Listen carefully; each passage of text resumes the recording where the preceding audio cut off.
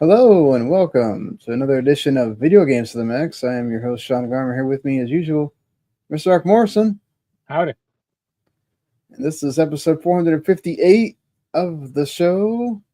Back on our regular Monday slot here. A little bit later than we normally do, 9:45 instead of 9 o'clock, but it's all right. Just to make y'all aware, we did do an episode on last Wednesday that covered like Gamescom opening night live, the PlayStation 5 price increase, and a few other things. So if you don't hear us talk about that, and you want to hear our thoughts on that, you could definitely go watch that episode. It's like I think not even 45 minutes, so it's really not that long. Right. But yeah, we're gonna be covering here. I've been playing Mafia the Old Country. Mark has finally decided to open up that Switch 2 and play Donkey Kong Bananza. That'd be 2K25 is also on Switch 2, right? Yep. Okay. That's why I broke into And it. so yeah, we're both reviewing games here, and then also some news. Pete Parsons has finally left Bungie, so we'll see. As you know, we talked about maybe not last week, but a few weeks before that, that Sony themselves have said that Bungie's not going to be part of PlayStation for sure. So it kind of feels like that final nail in the coffin is dropping there. We'll talk about that.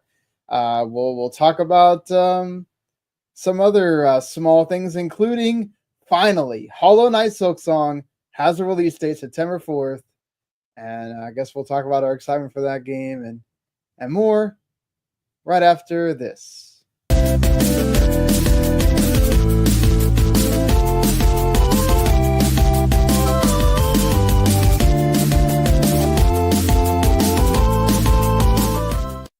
You are listening to Video Games to the Max. All right, so really quick here, let's go ahead and get the housekeeping out of the way. If you are watching us live, we do appreciate you. Thank you so much. We normally are there at 9 p.m. Eastern doing the episode. And if you subscribe to the channel, you can put notifications on. You'll know when we do an episode. Also, if you subscribe to the YouTube channel, W10 Network, you can also get our other big shows that we do. Routes and broadcasting folks do most of the entertainment stuff for us. So like the movies, TV shows, all of that.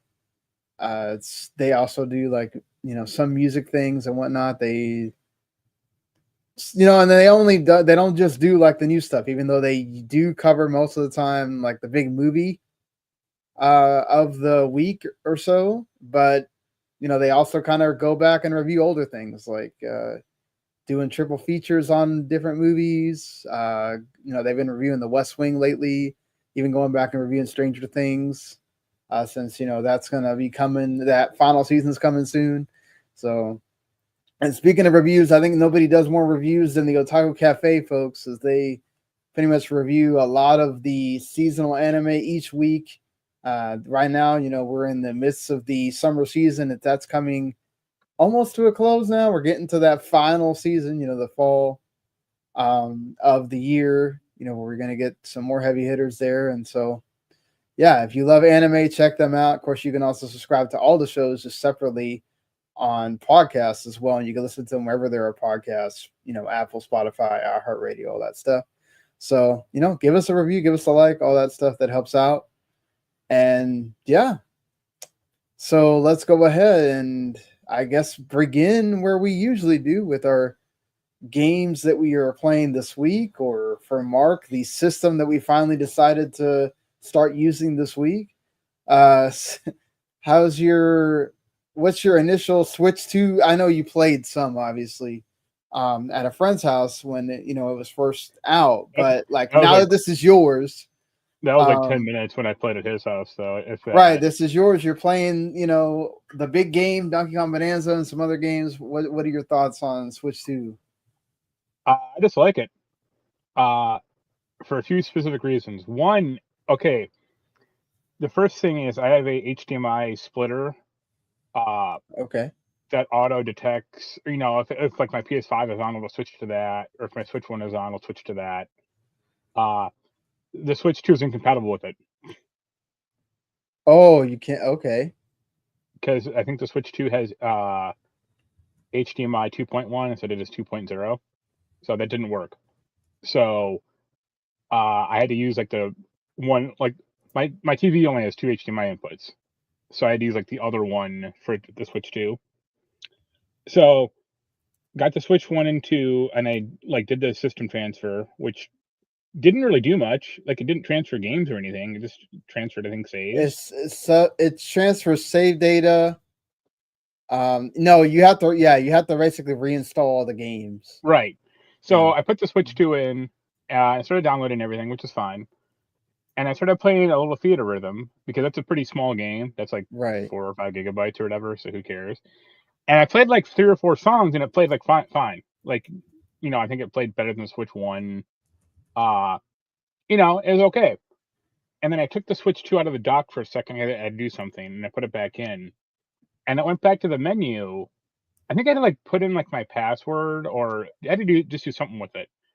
And I put it back in the dock, and I went to the main menu, and I was like, "This looks like garbage. Like, what the fuck just happened?" Because like the menu is all kind of blurry and fuzzy. Yeah, And I was like, maybe I just didn't pay attention. Like maybe it was just always like this. And that's when I put it. No, I took it out of the dock to put in Donkey Kong because I like actually had the physical copy of that.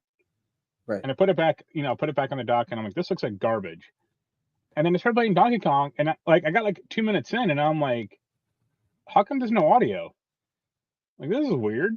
Like it says like punch, and I like punched like the wall or something, and nothing happened, or like I didn't hear anything. And I'm like, I'm betting there's supposed to be some sound here somewhere. Definitely supposed to be sound with Donkey Kong. So I took it out of the dock, and like I immediately heard sound, and it looked a lot better, like just in handheld mode. And I'm like, okay. Put it back on the dock, same thing. So what my dock is doing, and this isn't all the time, it's about half the time. If I put my Switch 2 in, or if I like turn the system on, it'll default to 720 by 480. Yeah, you have to go in the settings and mess with that. No, I did that already. Okay. There's a setting for resolution that's like automatic, or you can set it to 720p, 1080p, or 4K. Yeah, you can force it to that, and it still does it.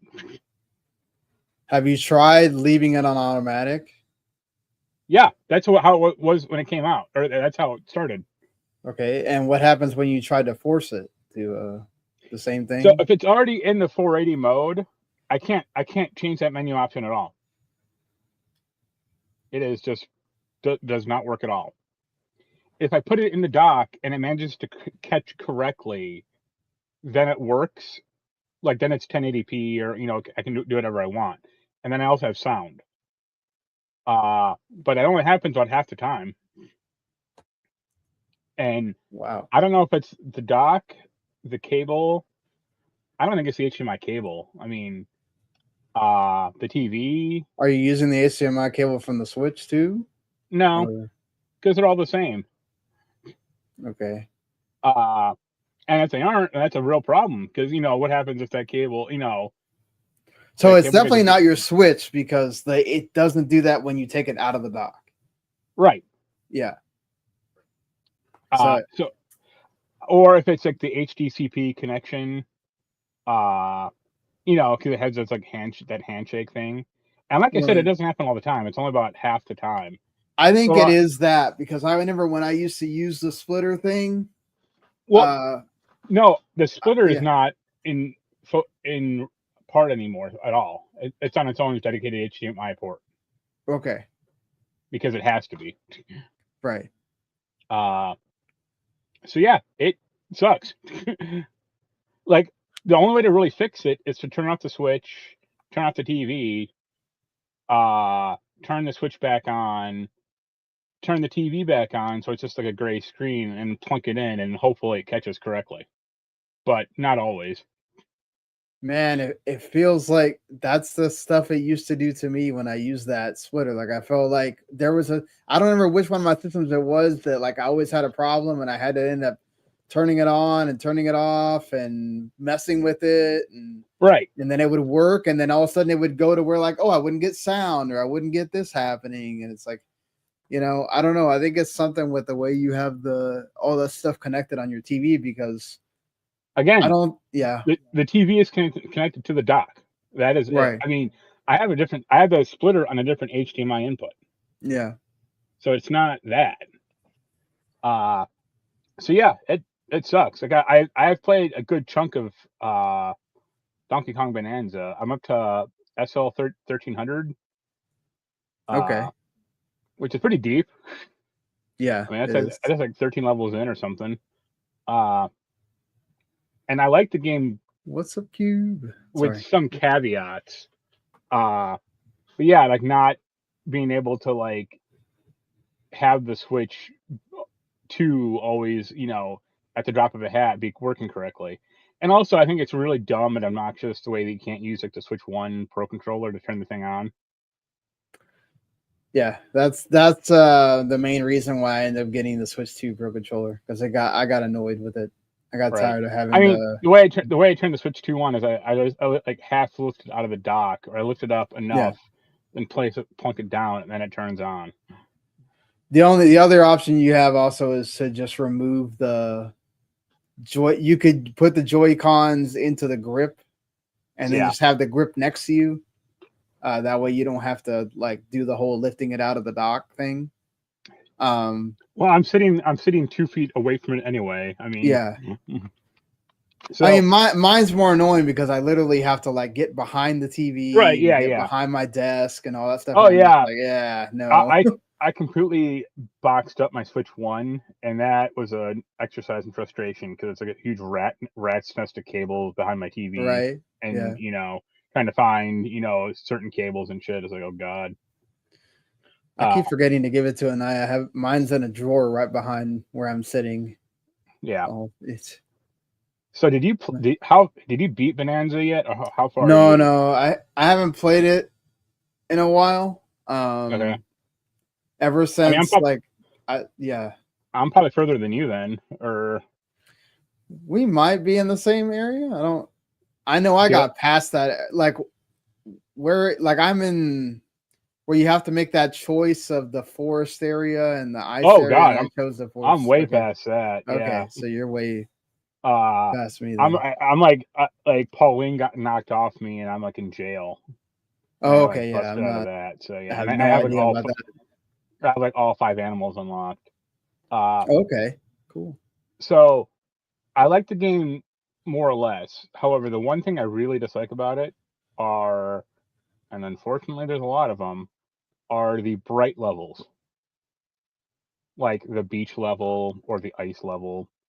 And the reason they suck is because it's hard to differentiate like the background from your sonar or hand slap thing. Okay, because it I is can see that. Two light colors against one another, like blue and pink or purple.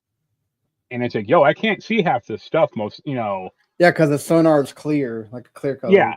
So. Well, it's like light pinkish or purplish, but like against a blue background or like a white. Yeah, you're not gonna see it very much. Yeah. So like the first 2 levels of that game, I really disliked. And it wasn't until I hit the mine cart or like the mine level, that's like the 3rd one, when I'm like, okay, now I get this, because like I'm hand slapping and I can actually see like, oh, there's some fossil down the way. Yeah. I can just bust down, do it. I think I really didn't even realize that I wasn't using my sonar until I got to the mine level. So maybe that's why it never occurred to me. That was kind of like the first skill I unlocked, was like extend the range of this thing, because it's like, yeah, why wouldn't you? Like, I was just smashing stuff, so I was like, I'll just find things. I keep smashing things, and then I was like, oh, okay, this sonar thing actually helps you be able to find. I'm using like the clothing or the tie or whatever that like makes treasure chests appear more frequently, or like kind of just randomly, and you like just bust up a bunch of shit. So that's cool. I think Pauline's voice actress does like a really good job for like, I wouldn't say she does like a little, but like she's like the only like speaking character in the game, pretty much. Yeah. And yeah, she does like good work for like not being like a voice actress or not, or like, you know, I think she's like a musician or singer or something. Yeah, I like the game overall. Like I'll get I'll keep going at it. Assuming my TV can cooperate. And you haven't played a handheld at all? No, I don't want to. Okay, I was just asking. Yeah, no, like I thought it plays great handheld as well. I'm Yeah. sure it but like that's not the you know, I'm already in front of the TV. Like, why would I want to play it handheld? They're gonna just put it in. You want to play it on your laying in bed or something, or no, my bed is 4 feet away from the TV. Like, that doesn't matter to me. All right, fair enough. And the other game I'm playing is WWE 2K25. I have two specific issues with it. One is they gave me the like ultimate code or whatever, you know, whatever digital the ultimate super version they always do. But still, like, I would say at least 20% of the roster is locked. Well, maybe like 15 to 20%.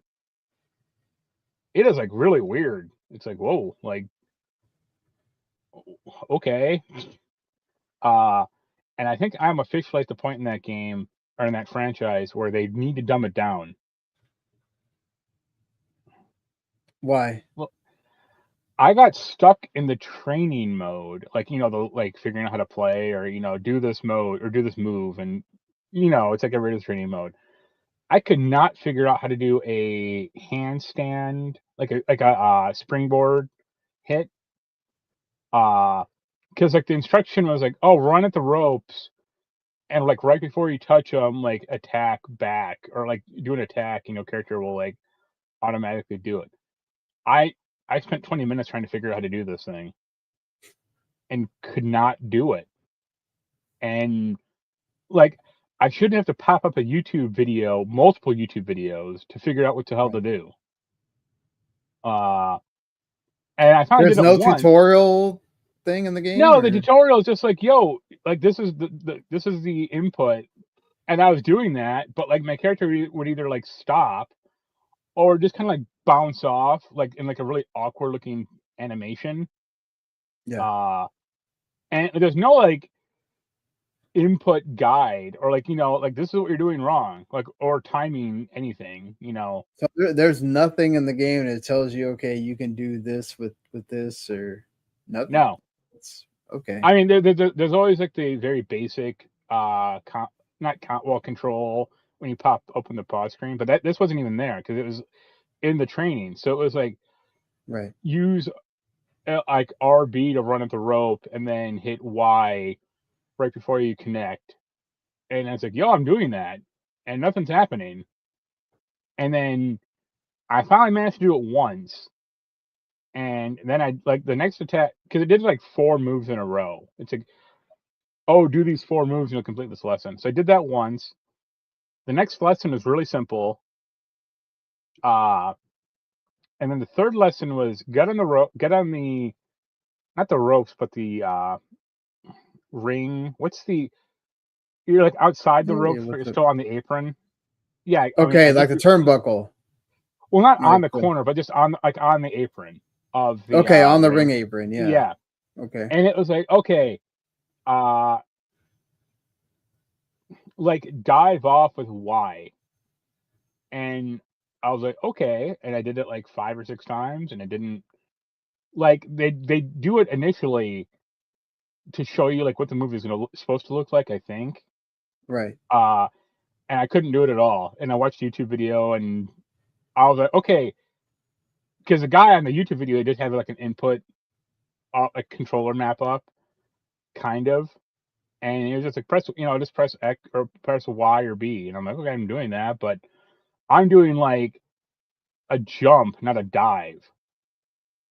And I was like, what the? And then like I got to the point where like the opponent was supposed to be outside on the ground, and I so botched his positioning. He was like way out there, so I hit restart, and it restarted back to the first lesson, and I had to spend another 15 goddamn minutes doing like one springboard dive off the rope. So I'm like, oh god.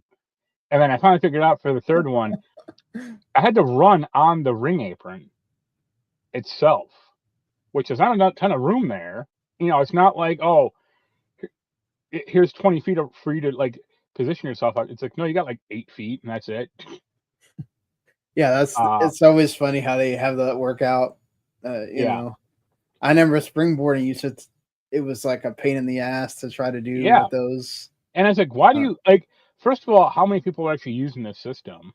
Like, and also like, it's not making this more realistic, or like really. Yeah. And then the roster on that thing is like insane. Well, that's always the case with the. Yeah, but like I would say half of it's Samoans. Well, I mean that's kind of WWE at this point, really. And I showed you the picture. There's every year they always do like, oh, this is Triple H from like 1994. This is Stone Cold from 2000, whatever. Mm-hmm. They have a Bailey model from 2020, I think. That looks like it fell out of a PS2 game. Like, and it's like, you may want to retire this. Like, this is not making her look good or you look good. So why do you have? I think it's because it's supposed to be retro. They hope that people don't really notice or whatever, or I don't know. No, because they have like. She looks specifically. She looks like a creator wrestler character. Yeah, and it's like, don't you have? I'm sure there's footage somewhere of Bailey from 2020, like that you can cut out. Well, I mean, I think that's the thing is like they can't scan her, to look like she did back then. So that's fine though, because they have other wrestlers that just have like an image of, like Hulk Hogan's in the game. They don't have Hulk Hogan from 1993. Well, I mean, it's just they have a picture of him. There's always going to be those ones that they pay more attention to than others, and then also there's times where like even like The Rock has looked terrible, and he's supposed to be a major, like you're always going to want people are going to want to play as him, and it's like he looks like just absolute dog shit, Yeah, and it's so there's always just the weird stuff with that where it's like So okay, also, so there's Logan Paul is in the game, of course. Logan Paul, yeah, of course. He's a major character right now. Who is the other guy? KSI is in the game, right? Okay. Wearing a big Prime energy drink, like costume, and then there was like a Prime drink mascot unlockable character. Yeah, and I'm just staring at this. I'm like, is WWE funding Prime? Like, No, it's because Logan Paul. Okay, I realize that.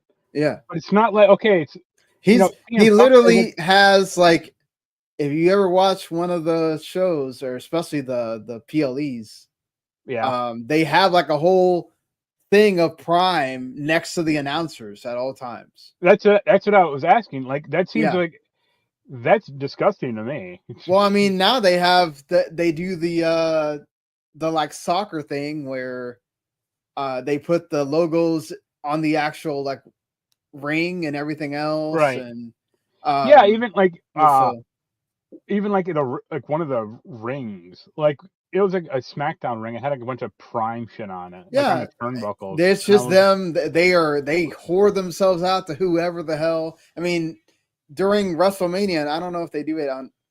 I haven't watched like one of the big pay-per-views in a while, but during WrestleMania for sure, they have like every match is sponsored by somebody. Yeah. So it's ridiculous. I mean, I get that for like the TV show, but like the game seems especially weird. And it's also funny because like I remember like back in the day they would like have to censor out the CM Punk Pepsi tattoo. Yeah. And it's like, yeah, okay. The game itself is fine. It's what you expect. How does it run on Switch 2? Is it worth people getting if you only have Switch 2 or? I guess. I mean, I don't know anyone who that is though. Like, I can't imagine a person who's like a diehard. A lot of kids kid WWE fans. No, that 'cause also, it wouldn't appeal to kids because it's too complicated control wise. Like I shouldn't have to like learn the tutorial. Okay, let me rephrase that. Teenagers who don't have their own income to buy other consoles and only have Switch 2. I guess. No, that's not a person who exists, because if you're like a 16-year-old, you're gonna have a PS5 or at most an Xbox because you're gonna want to play Yeah. Call of Duty. Right. I mean, if you need WWE 2K5 on the go, then I guess it's like your only option, like realistically, because a Steam Deck ain't gonna run it well probably. But that's it. There's always remote play. No, because fighting games don't work with that, especially Yeah. for like this thing where like timing is actually like crucial. Right. Like forget it. I gotta bring it up. And the last thing I bought, or the last thing, and fuck the Switch 2, I got the real console. It's called a Super Famicom box. Okay. It is I bought this weekend. It is a Japanese hotel Super Nintendo. Oh wow, that's cool. So these were Super Nintendos. I mean, you should like Google it because you can see what the hell it looks like. I was hoping you would send me. Okay, should have told me beforehand. I would have had a picture pulled up already. Okay, so you said Japanese hotel Super Nintendo. Okay. I can just message it to you now. But so yeah, it is a. Damn it. Okay, Super Famicom box. Yeah, just check Facebook. It is like this big metal box, black box. That looks like an old Dell computer, kind of, or like looks like some old like 1997 computer. That has a hole in it for 2 controllers, Super Nintendo controllers. And it was in Japanese hotel rooms, and you could like rent it, or you could like rent the key from the front desk to because this thing has like a timer built into it for like 2 minutes or of play. And some of these had a coin box as well, so you keep putting money into it for it to keep running. But yeah, it's a Super Nintendo with like 3 built. Well, it has these big cartridges. Like think of like Neo Geo, but bigger. Like it's like the biggest cartridge you've ever seen. And it is the first cartridge. So sorry if you're listening on podcasts. Yeah. It's basically what Mark described. This big black box, right, with a hole for the controllers, Super Nintendo controllers, and I'm guessing the cartridge goes in there as well, or no, the cartridges are behind like the faceplate. You're not supposed to like, get access to them. So the first cartridge has Mario All-Stars, Star Fox, and Mario Kart on it, as well as like the BIOS to run this thing. Okay. And then there's an additional cartridge slot, and each of the other cartridges cartridges only have 2 games. I have the one that has Donkey Kong and Tetris 2. There's another one that has Donkey Kong Country and Super Bomberman. And okay, so you can't buy those separate. You have to buy the box with them in it. Yeah, or you had to like buy it from like Nintendo, but yeah. And the third cartridge has Mahjong and 3D Super Golf or some golfing thing. You need like 2 keys to actually like open up this thing at all. Like that's like you're not supposed to like people aren't like meant to get into it. Right, yeah, it makes sense because they don't want you to take it. Right. But as hotels have gotten rid of this thing, it's just falling into people's hands. This is like $300. Okay. I'm trying to get keys to unlock it, but yeah, it's cool. Hey, yeah, that's cool. I mean, that talk about like a collector's item. I don't think anybody would have said, "Oh, I have a super." I mean, that's not something you see a lot of people like. I have a Super Famicom box with old games in it. And like the funny thing. Well, one of the funny things, like mine isn't in like it's an okay condition, but like part of the faceplate on like one of the sides is kind of cracked off because like they're super brittle plastic, and it's also 30 years old. So what do you expect? Yeah. And then I was gonna say it is just neat, you know. It's heavy, but you know, looks cool.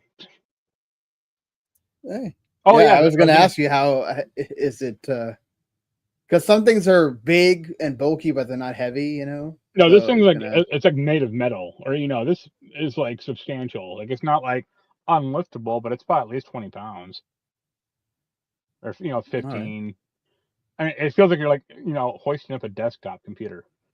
And that's like the other thing I was gonna say is pricing on this is super weird because Price Chart has it as like $80, and I'm like that is not possible. I mean, I got mine for 300, and there's one on eBay for like 710. So Jeez.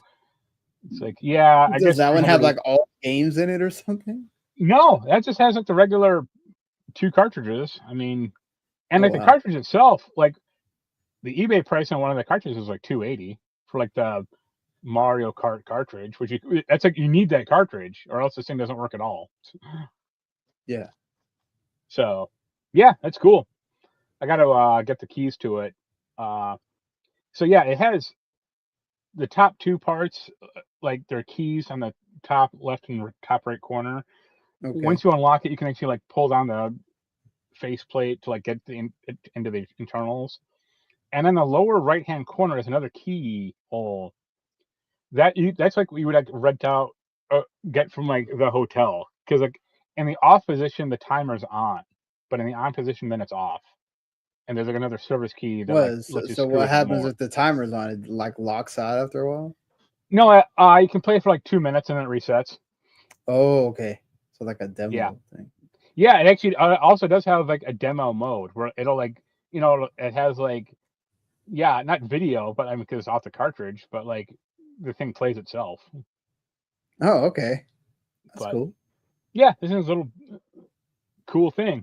And like the guy I bought it from, he was like kind of far away. It was like half hour, 45 minutes, but he had like an Yeah. insane collection of like random crap. You know, like a lot of Tetris stuff because he said he was a big Tetris fan. He had at least 6 arcade machines in his basement. Dang. Like the candy cage, like Sega, like Japanese arcade ones. He had a reasonably big RPG collection, like Square RPGs. It's like, have you ever seen those Millennium Edition SquareSoft games? Yes, I've seen a few of them. Yeah. Yeah, Millennium Collection. He had the one for Front Mission, but he said he also had like more as well. Damn. Yeah, and yeah, that's cool. And Yeah. also the last funny thing is the controllers. They're just Super Nintendo controllers, but they have like super long cords. Because this is supposed to be in a hotel room. So you Yeah, know, you can it's kind of see basically that. like what you were talking about earlier with it, like, don't you ever play the Switch dock? It's like no, because I'm 4 feet from my TV. But like, if you're in a hotel room that you're 20 feet away from or 15 feet, like Right. these controllers might be able to reach that. Okay. I can see, and that hole definitely will have all the Yeah, length of that. Yeah. right. Yeah, you just kind of shove it in there like a little rat's nest, also. Right. But yeah, what are you playing?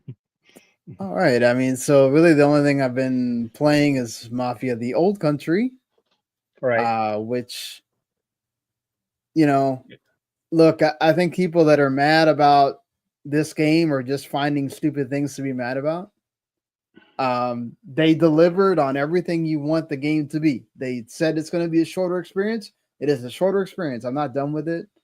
I think I'm probably like halfway through or something. And I mean, yeah, it's also not a full price game. So people bitching about like the length is no, like, yo, it's $50. but Like, it's people that like they wanted to have all the accoutrements of right. a full price game, but be $50. And it's like, Yeah. dude, it doesn't work like that. Right. It's you got to give something has to be given to be, to get that $50 prize. And or taken away to get the $50 prize. So it's like, this is a linear narrative, literally a linear. You're not gonna, you can explore a little bit, but I'm talking about, you're gonna go around, and it's pretty much like an open zone. It is not open world. Right. And even then, the game doesn't really want you to do that. Right. It's really trying to push you to, okay, go talk to the next person. Go do the next thing you're supposed to do. Right. It's not. They basically decided, okay, we're gonna go back to square one and do that. And I think they accomplished that really well. The story is tight. It's good. I'm enjoying it. I don't have a ton of experience with Mafia itself. I only played like some of the first one, but I love Mafia movies and all of that kind of stuff. So it intrigues me. I love that story. My family's has Italian ancestry, so that has always intrigued me in that way as well. And I've been to Italy before. This is all obviously set in like Sicily and way back in the day. So like you're either riding horses or you're have to use the car that has the crank where you have to crank it up to actually get it to go or whatever. Right. So have you met Sophia Petrillo yet? I have what? Said, have you met Sophia Petrillo yet? Not yet, no. But you don't know the reference, do you? No. Golden Girls. Okay. One of the mom character would always say like, "Oh, I'm from Sicily, the old country." Yeah, I don't go that deep in. I watched a lot of Golden Girls. I don't remember all the references. Okay. As a kid, so no, I don't think the game is bad. Crafty, I think the game's good. Look, I think Expedition 33 and Mafia are two different things. The way that Expedition 33 cuts corners is different than the way that Mafia cuts corners. Expedition 33 is really not. It has the world map. You can go where you want, but there's not really. What they did was they cut out, narrative. There's not like, oh, let's go on. There's a few of them, like very small. I think there's like 2 or 3 that have like narrative tied to the side quest. The rest of the side quests are, you're going to go to this thing, beat the big boss, and that's kind of it. Right. Or you're exploring the area to find the boss, right? The painting puzzles.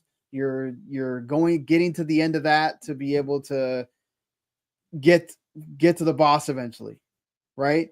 I think Mafia is just, they cut out a lot of it, and I think it does work that way. It's just, I think people that were expecting something else, like, oh, let me get Mafia, but shorter. That's they didn't go that route. I've been enjoying it. I don't, the people that are complaining about not having swimming physics and all that other stuff, they're just finding something to bitch about. But there have been plenty of open world games that didn't have swimming in it. Or, I mean, technically it does. It just doesn't let you swim. So It's like, you can complain about that. And also, like, they didn't like front as this game having like some big epic city to explore or country. Yeah, they said from the get go, like, hey, this is a smaller game or smaller, and it's about the narrative. It's trying to get you back focused on the narrative, which it does well. Again, it's not I'm not saying this is a game of the year contender. It's not that, right? It's a good. Like, as someone who didn't like the open world in Mafia 1, like, that's probably not a bad thing. Like, yeah. And when they were trying to, because you got to think about, like, Mafia 3 was just like way too much, right? So they kind of just, okay, let's go backwards. Maybe a little bit too much for people, and I can understand that. I do see how it does wear out. Like, the knife fights kind of get old after a while, right? The riding on the horse is it, if that's not your thing, that kind of gets old after a while too. Like, but like, yeah, would you want to have like a game that has 4 times as much length, but it's doing the same dumb shit over and over?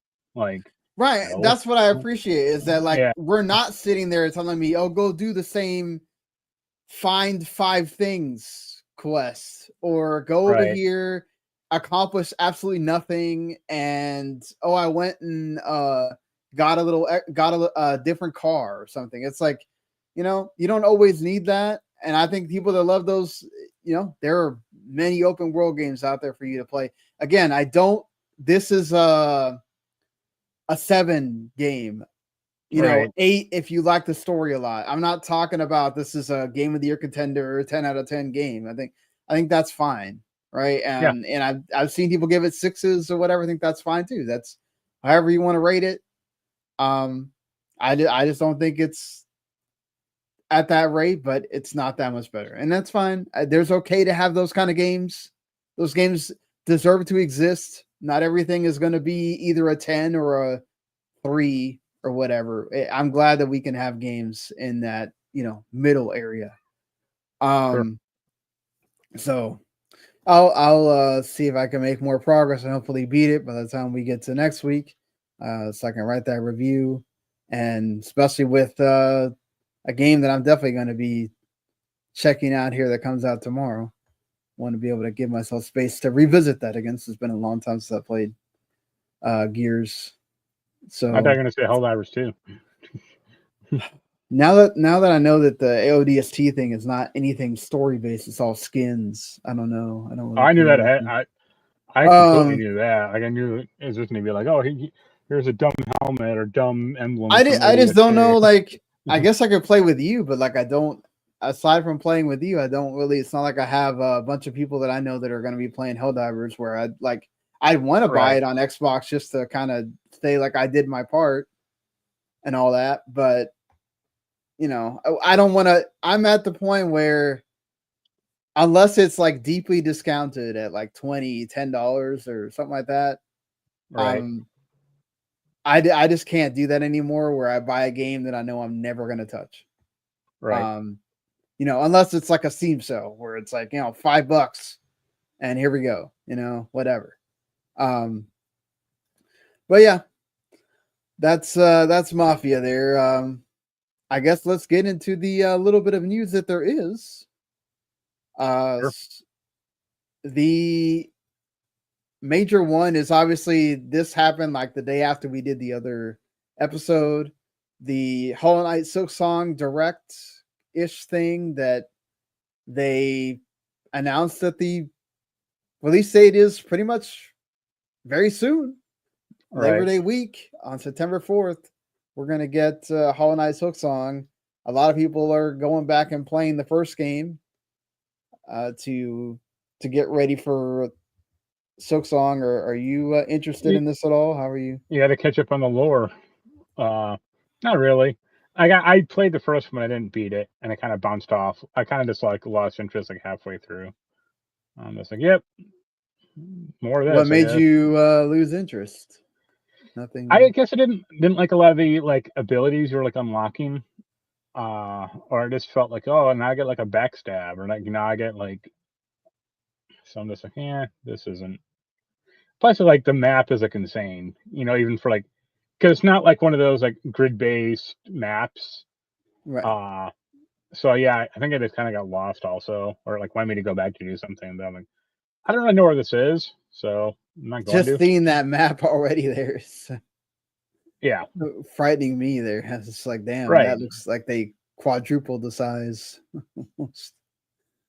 Have fun. I will give it a whirl being on Game Pass and all that.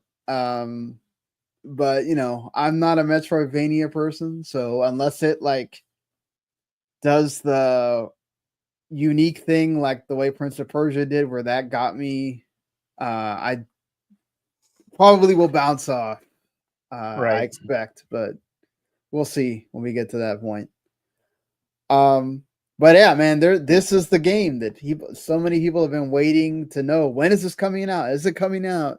Are we going to get it this year? And finally, I mean, not only that, but I mean, Xbox isn't making it a big deal about it. It's going to be available on the ROG Ally, whatever, when it comes out and all that. So yeah, now they can tout that it's coming to Game Pass and you can play it here pretty soon. Yep. Speaking of Game Pass and all, a little bit more news. We did talk about that it's coming October 16th. on last week's show. They did confirm after they've been kind of, being coy about it, All right. that this is a handheld PC. It will not natively run Xbox games that are not Play Anywhere or have some kind of PC variant. So, you're going to have to remote play those games. Unfortunately, you're going to have to stream them, one of the two. So, honestly, I think that even though they haven't officially announced the price, and they said it has to do with the whole market conditions, all that stuff, they don't want to reveal it. But again, I forgot who was this time that rumored that the regular Xbox Ally is going to be, I think, like $550, and then the big beefy one is going to be still close to the 900 right range, which is still really expensive. I think not having the native Xbox games, and the thing is, we don't know if this is ever going to happen, right? We don't know if there ever is going to be a native Xbox handheld, right? Well, I think, yeah, that's what they're trying to build the Xbox app into being. Like, this is like an emulation layer, like that, so it'll run natively on whatever you got. But right, and that's fine. But I do think that at some point they need to do exactly what they did with FPS boost and the backwards compatibility stuff. You need to go and try to figure out a way to make way more of these games be natively working on the system. And especially there's no excuse for first party. First party games, you should have all the first party games. right. Aside from obviously the ones that have been delisted or whatever, like Forza Horizon 4 and things like that. But they should all be working. There's no excuse for that not to be Play Anywhere. If you're going to make a big deal about Play Anywhere, then any first party game that I own should be able to be played on the Ally. Now, I'm going to be honest. I'm not going out and buying the Xbox Ally thing. Maybe if it goes on some kind of a deep sale, then I would think about it.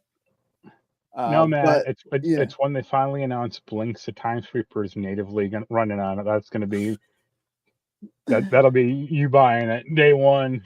nah, I mean, there's rumors that they are trying to get an emulator to get the Xbox 360 games to work so that they can work with you having Game Pass, and then they'll recognize them and you can play them on the cloud and all that stuff too. And going to be interesting if this makes it to where we finally get that cloud only Game Pass tier as well when this finally releases. So we'll see. October 16th is not that far away, so we'll see what they announce when this finally does come out. So I'll be interested to see what happens with that. I'm sure more details will come out as we get closer. It's like I think we talked about last time. They are trying to do the whole letting you know if it's going to work well or not, the verified thing, like Steam Deck. So yeah, they have handheld optimized and mostly compatible. Right. And also should have talked to us when we talked about Switch 2, but Elden Ring apparently doesn't run well on Switch 2. What a shock. And they actually didn't allow you at Gamescom to capture footage. Right. Yeah, there is some footage out there, but it's kind of like leaked stuff for spy, hidden camera footage. Yeah, exactly. They have a camera that's here, and the PR person doesn't know that it's recording. So ignore the red light. It just means it's off. This is not like a huge surprise to me. I don't know why it's blowing people's minds, but it's because the system just came out, and people are kind of "Holy crap, man!" Hey, I don't know if you've noticed, Donkey Kong Bananza also has some performance issues here and there. But they said that that's expected because of all the destruction and stuff. Okay, and the voxel graphics, there's going to be some slowdown, but it's not like this. This apparently goes down to 20 FPS at certain points, and it's for some people, it was very unplayable, and mostly it's a handheld, right? Handheld's the issue. And for a lot of people like you, that you don't play things handheld, that's not a big deal. But for people like, say me or other people they want to go play this on the plane or play this, somewhere on the couch while, your significant other or your family watches something on the TV, that affects your gameplay there. So I do see why people are up in arms about it, because like the whole point was, okay, this is supposed to be new hardware. Like there shouldn't be a question about, at least at this point, maybe like 2 or 3 years down the line, or especially once we get to like PlayStation 6 and Xbox, whatever, then okay, we can go back to the whole, okay, is this going to work well or not? Whatever. But it's crazy that we're talking about a game that didn't this run on PS4? Yeah. Like, man, it's having problems. Not great.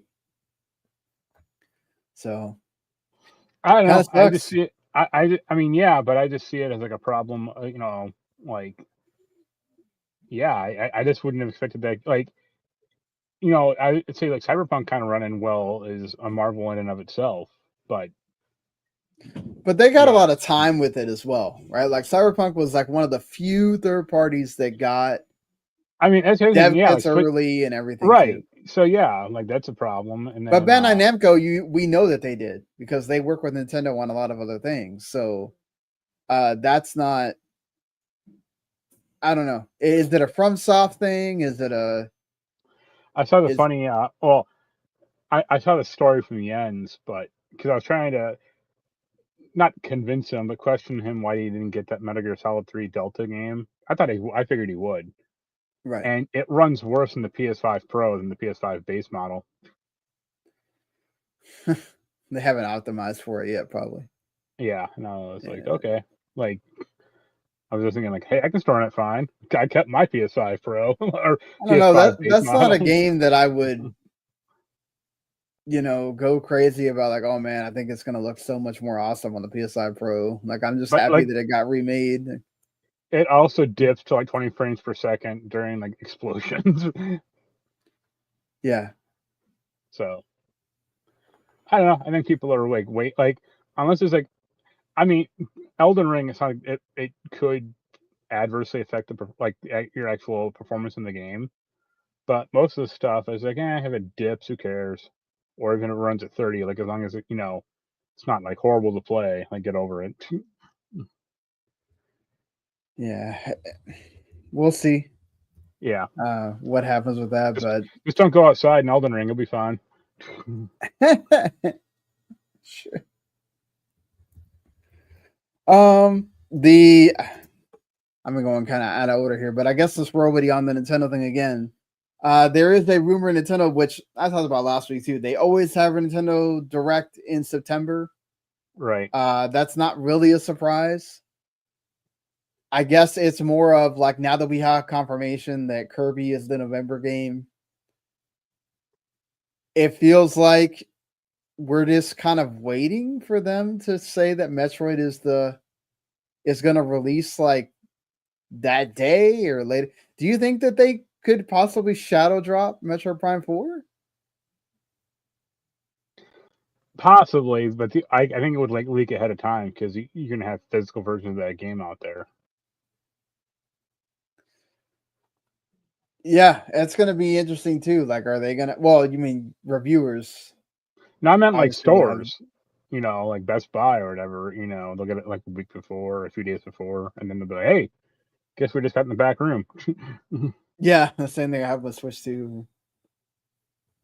Of course, they could also just say it's coming out next week, the week after, or whatever, just to screw with people that are trying to guess that it's going to get shadow dropped or not. Not like Nintendo hasn't tried to outdo leakers or whatever in the past. So right. I'm just trying to think of like, we pretty much got, they showed off more Pokemon gameplay footage now. So if they do a direct, I would imagine that it's more forward facing, right?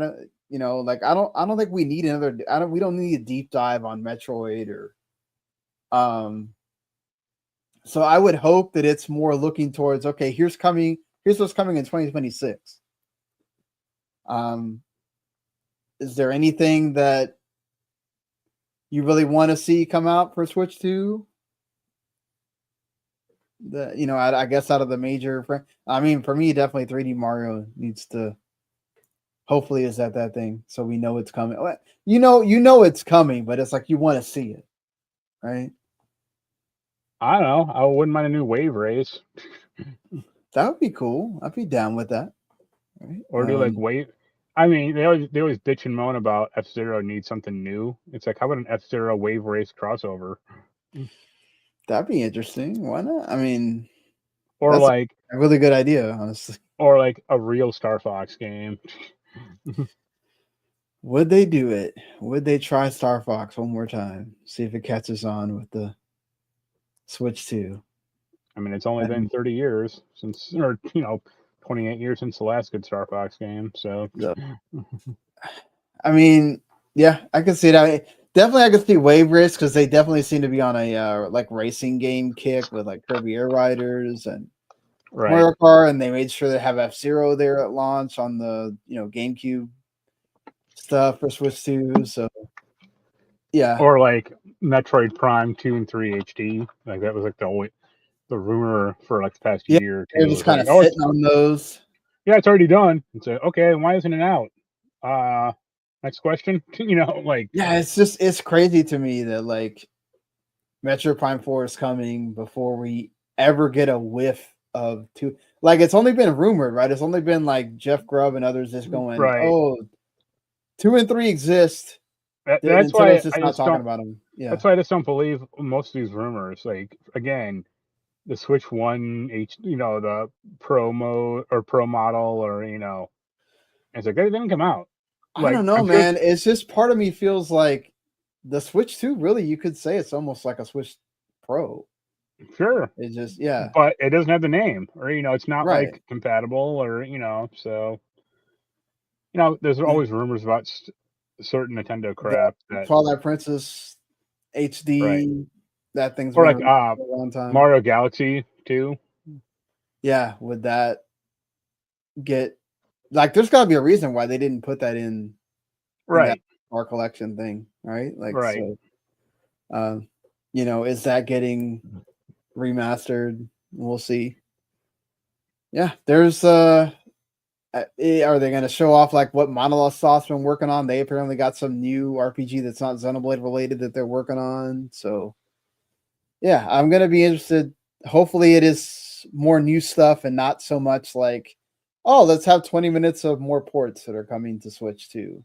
Like, I don't want to. You've already had a third-party showcase. Like, if you're having a separate Nintendo Direct, full-on Nintendo Direct, like 40-minute thing, I really hope it's mostly more first-party stuff than third-party. That's a nice dream. But we'll see for sure what ends up happening there. Also, we have Forza Horizon 6's location might have got leaked. Thanks to Australian car importer. Whoops. Yeah, whoops. So not something you want. So Colton Classic are the people that put out the tweet. They're like a Australian like car importer. And yeah, man, it looks like it's going to be set in Japan. Yeah. Which, hey, I'm totally down with that, man. Give me Forza in Japan. Like, I mean, I played a lot of 5, but I think yes and no. I'm not opposed to it, but my concern with like Forza in Japan would be like, how much is it going to be city focused versus out in the countryside?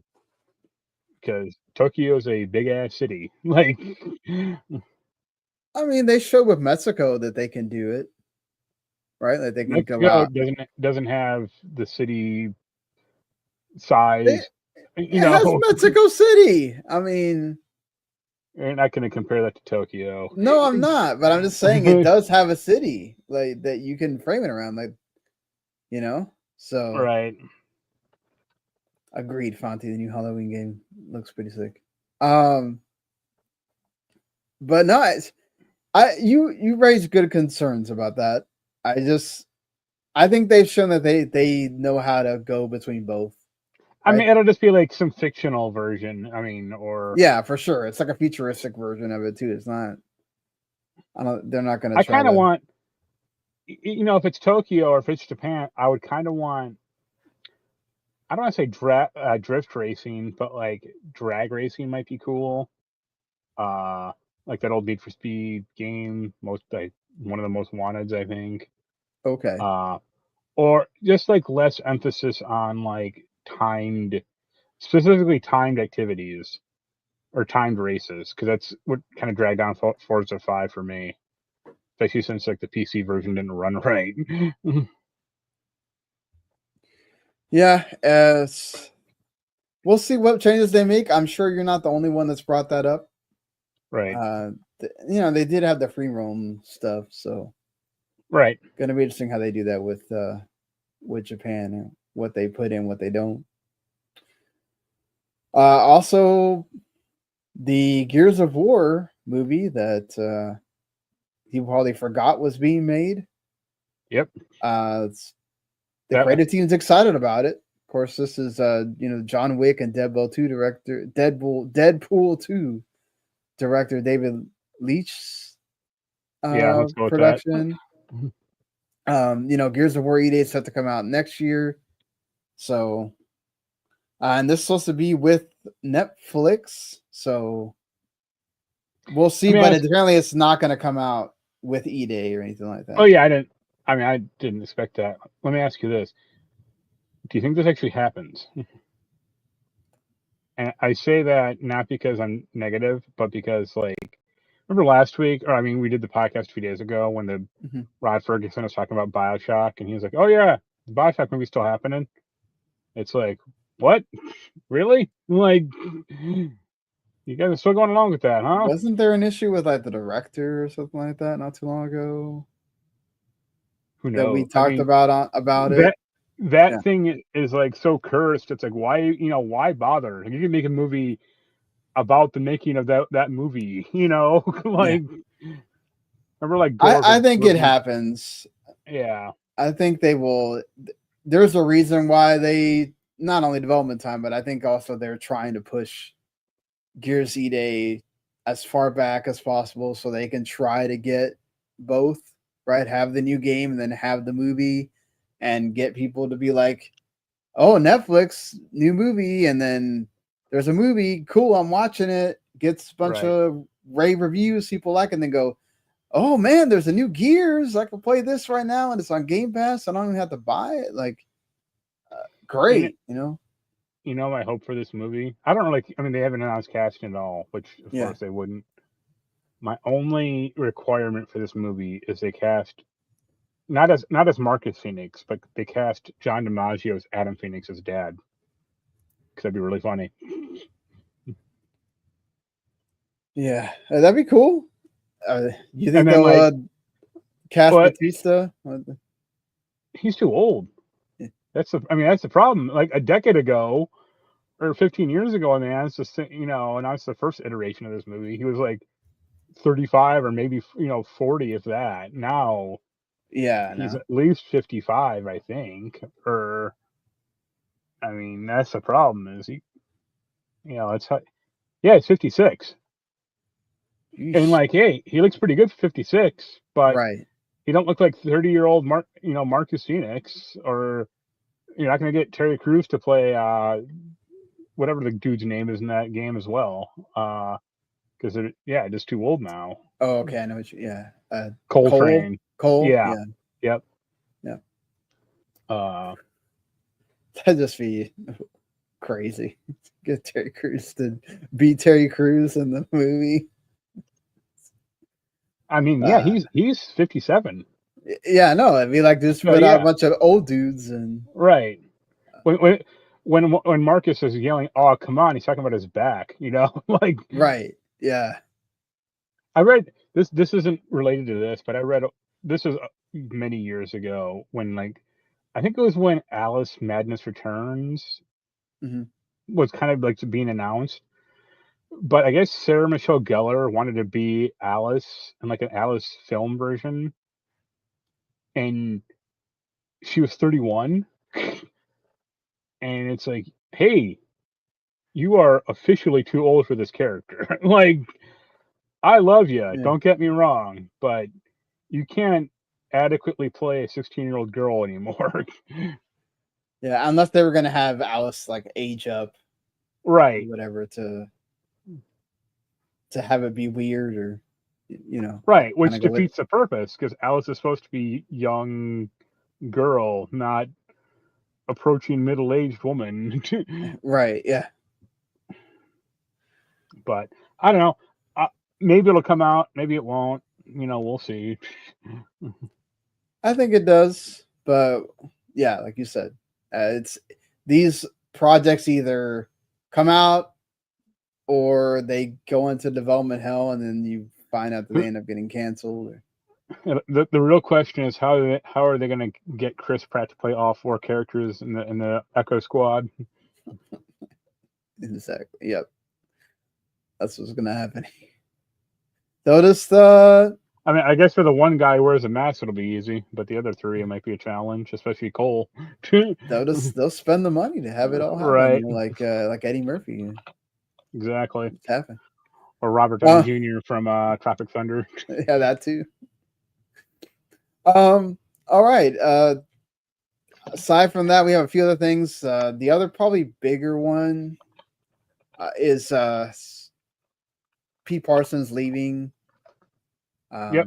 Bungie. It's kind of like the last hurrah of he was, he got a lot of flack for the whole collecting cars and kind of Right. not showing for the rest of those that were getting laid off from the company. Yeah.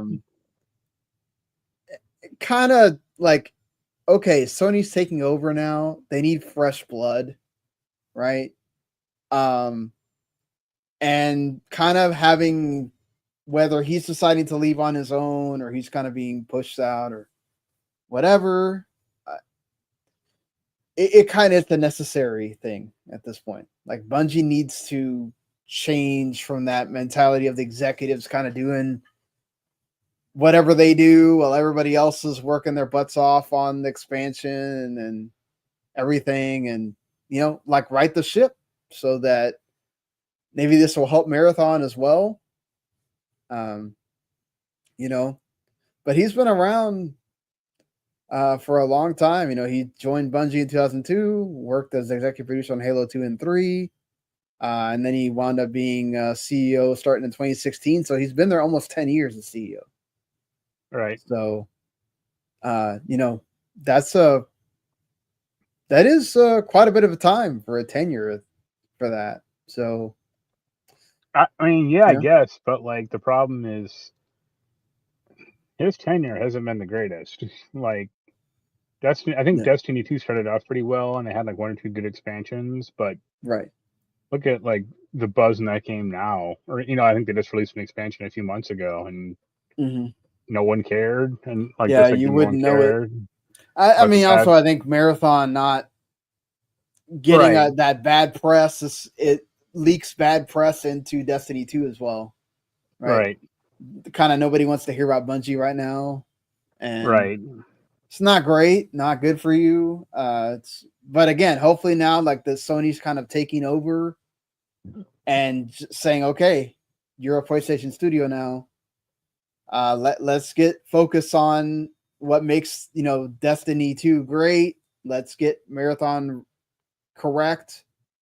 We can't have another failure like Concord, and these things got to start hitting, right? yeah, To justify the investment. So, yeah, hopefully this helps the studio and gets a better like morale going with that team too.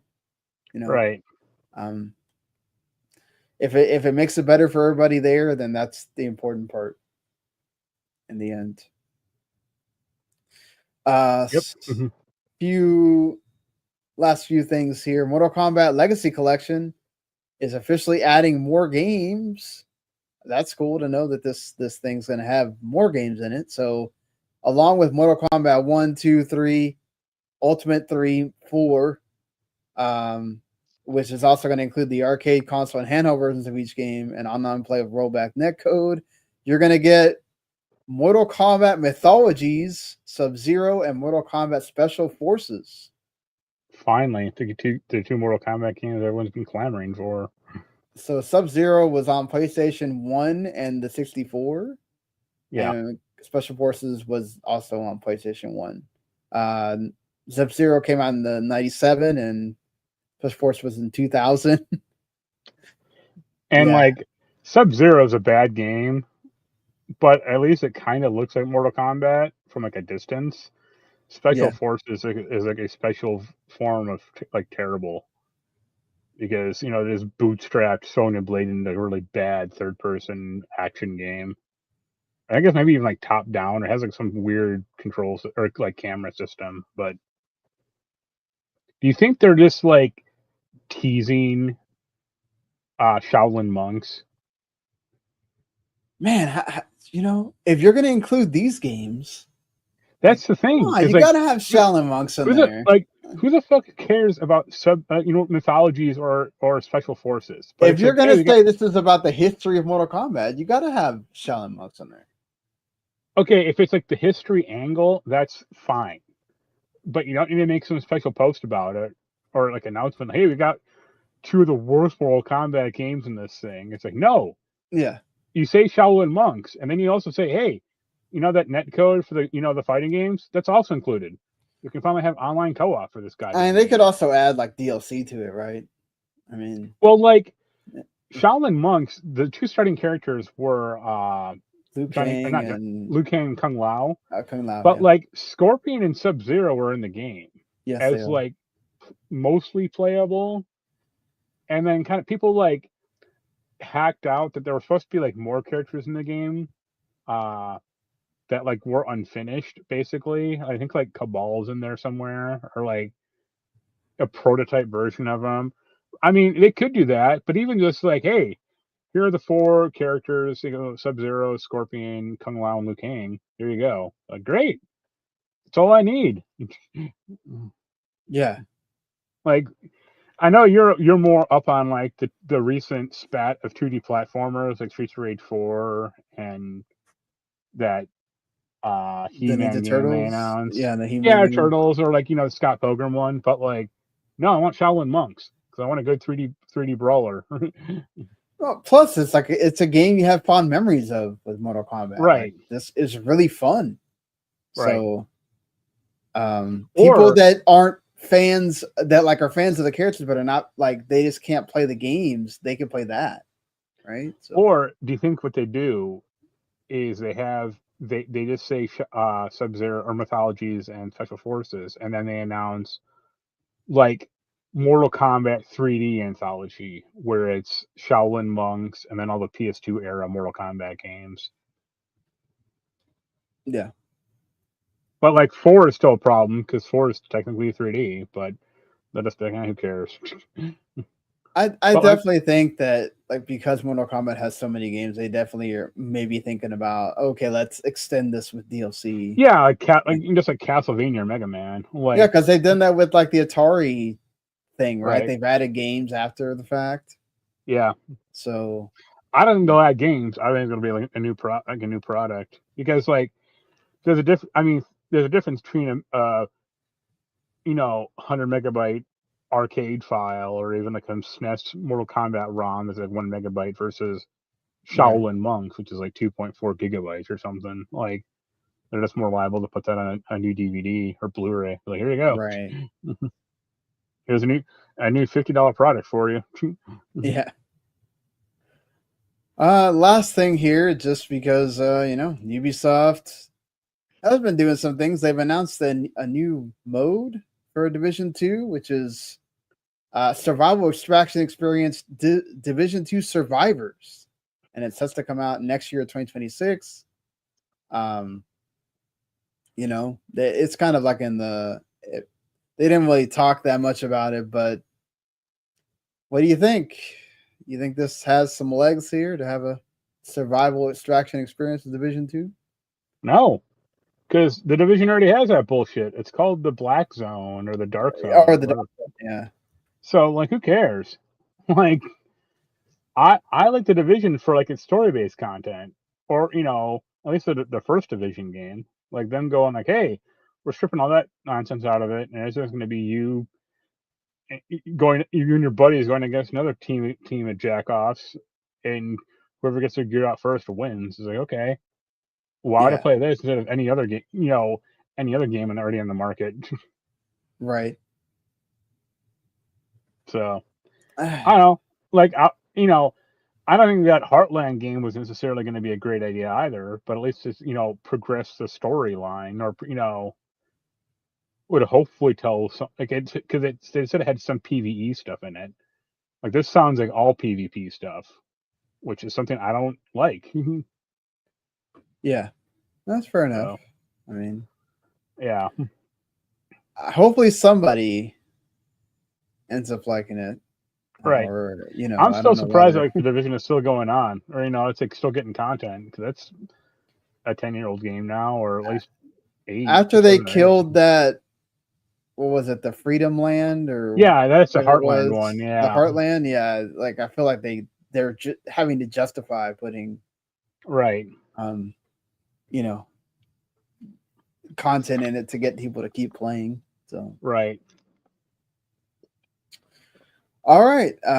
That's pretty much it here for this week.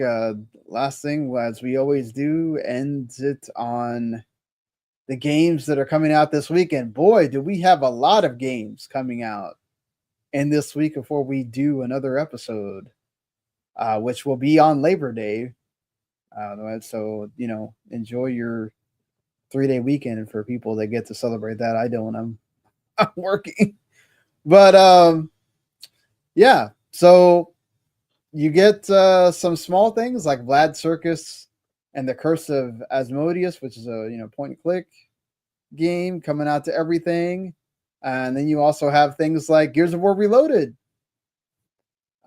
bringing Gears over to PlayStation for the first time ever, which is still insane to think about. That's also coming on PC as well. Got Helldivers 2 also coming to Xbox. The first, aside from MLB The Show, the first Sony made thing, Sony published thing coming over to Xbox. Will there be more? I guess we will find out if that's the case or not. Published, yes. Yeah. Developed by, no. We'll see. Quartet is a really cool, like, old school style PC turn-based RPG that's coming only out on PC. It's supposed to come to consoles later. Definitely kind of looking into this, looking forward to it. That was one of the big games that like JRPG showcase thing that happened. Right. You have the Story of Seasons Grand Bazaar, which some people might say is the, I guess, better version of Harvest Moon. I don't. This is like the legit, like they used to be the actual developers of Harvest Moon. Yeah.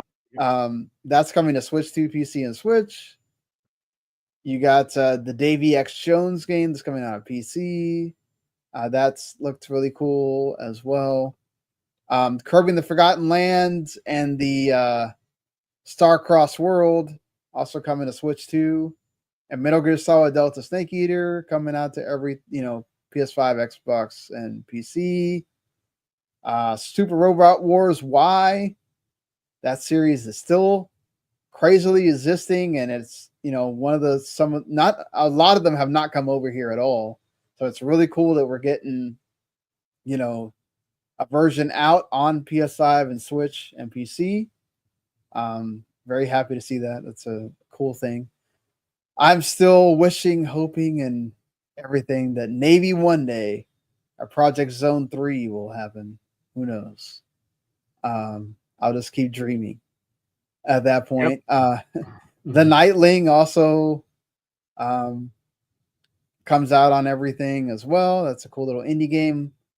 That's RPG as well. Lost Soul Aside, also August 29th. We'll finally get to see if it's everything is cracked up to be, or is it one of these that's kind of like middle of the road after it had some hype behind it. And I was kind of hyped as well. Shinobi Art of Vengeance also out on everything too. That's getting some really good reviews after, Ninja Gaiden Ragebound came out as well. And Kaiju number 8, the game, coming out on mobile, also on August 31st. So lots of stuff. There's got to be something for somebody on that big list of games. Anything you're kind of looking forward to, curious about? Nothing? I'm going to go Solid and then Gears, probably. Those are the two big ones I would like to try. Gears, Quartet, Nightling, Shinobi for sure. I'm thinking about that. And, if Kirby if Kirby and AB goes down to like the $40 range, sometimes you get lucky with that. Right. It becomes the one discount on Black Friday or whatever. Maybe. But all right, that's it for this week for Video Games to the Max. Good to be back on our regular day. And we will be back next week. Until then, leave us a review, like, follow, all that, subscribe, whether it's on the YouTube channel or on podcasts, however you like to listen to us, watch us. We do appreciate you, and we'll see you next time. Later. Bye.